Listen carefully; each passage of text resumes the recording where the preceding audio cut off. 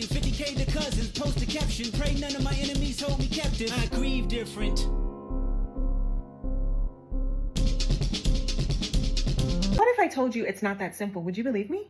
So a lot of people like to think that prediabetes is caused by just sugar alone, but that's not necessarily true. There's multifactorial causes, which are popping up on your screen right now. And we are going to be talking about the first two.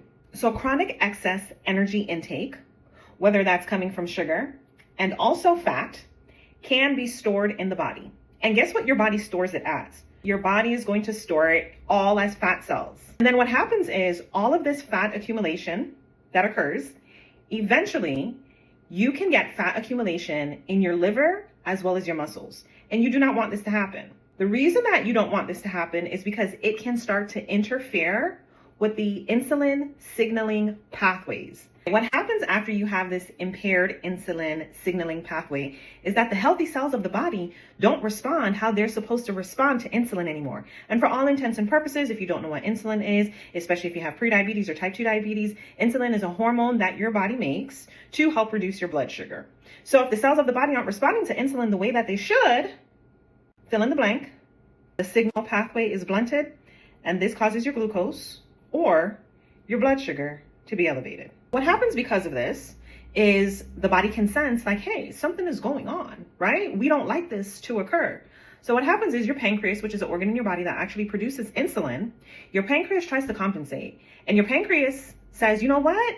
Let's go ahead and make some more insulin because maybe I'm the problem. Maybe I'm the issue. So it goes ahead and it makes more insulin to try to get the cells of your body to respond, to try to get the cells of your body, because insulin is like a key. It opens up the cell and it unlocks the cell that allows the glucose in your bloodstream to enter into the cell and to be used for energy. We do not want all that extra sugar in your bloodstream. We want the cells of the body to be able to use it up for energy.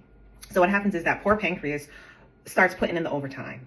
But you know, if you put in overtime for an extended period of time, you're going to get burned out. And it does this to try to maintain normal glucose levels, but it does it at a cost. It does it at a cost of having a high insulin level circulating in your bloodstream. And this high insulin level can lead to inflammation. And chronic inflammation can cause insulin resistance to get worse.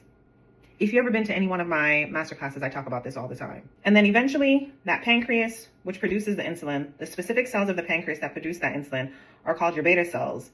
And the beta cells become exhausted, they become dysfunctional, and they can even die off. This leads to prediabetes that over time can eventually develop into type 2 diabetes.